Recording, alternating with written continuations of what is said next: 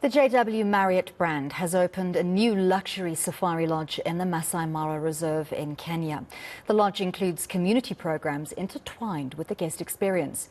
60% of the lodge's staff are locals, with plans to increase this number to 70%. One of the lodge's flagship projects is the Ma Trust, which focuses on giving back to women and children in the community.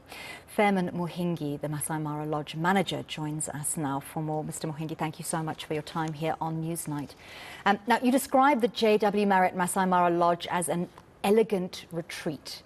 Now, often this kind of luxury aimed at tourists is very far removed from the simplicity of life and often the poverty that many of the communities in these remote areas live in. How are you aiming to bridge that gap through community employment, infrastructure sharing, training of locals and upliftment or outreach programs? Right. Good evening and thank you for having me this evening. Indeed, in terms of bridging the gap between the community and the tourists who come to visit us, we've got a number of projects that are in the pipeline. Just before we launched the operations of this lodge, the ownership decided to reach out to the community and help improve their livelihoods. We've had a number of projects, including the rehabilitation of the road that links the centers that are actually within this community and the main town. Besides that, also, the ownership of this lodge decided to bring power to the community and also create sources of water for the community, because the community actually requires water for their livestock. This has not stopped here. We've actually gone beyond and looked at, now that we are in operation, how do we move beyond this? How do we help the community to enlighten themselves and also improve their livelihoods? So JW Marriott Masai Mara Lodge has looked at the opportunities that we have at hand in terms of employment. And as you clearly said, we've given 60% of the employment opportunities to the local Masai people who have talents in different fields, in different departments. Besides employment, we've also gone a step ahead and looked at the talented, skilled women in conjunction with the Ma Trust and other organizations within this area. We have enabled the community to earn a living by making use of their skills, by coming up with skillfully done artifacts, what we call the beaded bracelets, beaded necklaces, beaded belts, and so many other leather and beaded items. We've also looked at projects like tree planting. From the Ma Trust, we are actually getting seedlings that are actually indigenous to this space, and we've enabled the community around this area to be able to just be sensitive to the environment by planting a number of indigenous trees around the lodge, as well as helping them to plant some trees in their lands in where we actually are operating. As part of this experience, you really want guests to connect with local communities, and part of that is a sharing of that cultural heritage and the preservation of that cultural heritage. How are you going about that, sort of integrated into this very high-end luxury tourist experience? Well, we've got quite a number of activities enshrined and actually inspired from the Masai cultural way of life.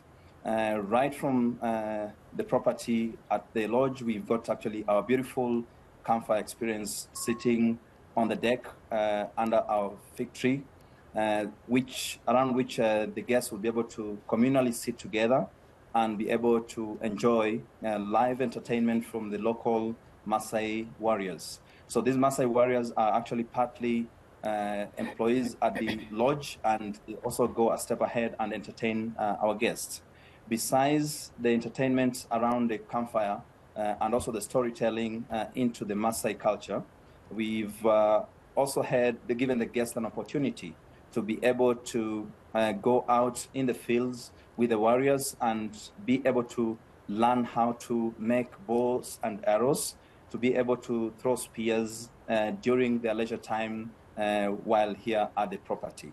Beyond that, we also have an opportunity for the guests to go out into the Maasai villages through what we call the cultural Maasai visit.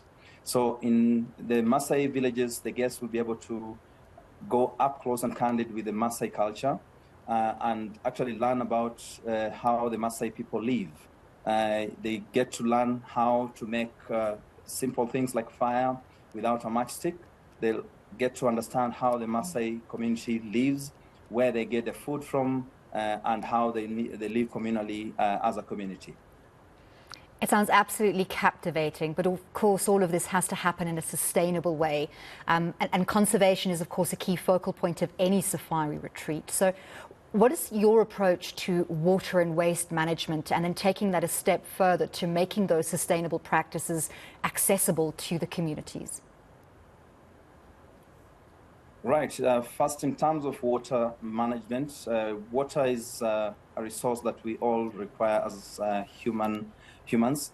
And as I said from the onset, thanks to the ownership of this lodge, the community has had the opportunity to get water at their doorstep. The owners of this property have actually, and they're still getting water pumped into catchment areas around the community, where the livestock is actually able to drink water from these sources. Besides that, also the community is able to get water for their own livelihoods. We've also been able to tap into rainwater harvesting. We've quite a number of roofs at the property, and this is just to help us as a property. Besides the amount of water that we are supplying to the community, we also have looked at ways of how do we conserve the water that we have in terms of resources. So we've tapped a lot of rainwater that we're storing in huge silos that we're using on property, and part of that we actually supporting the community with that. On property, we have a number of things that we require water for.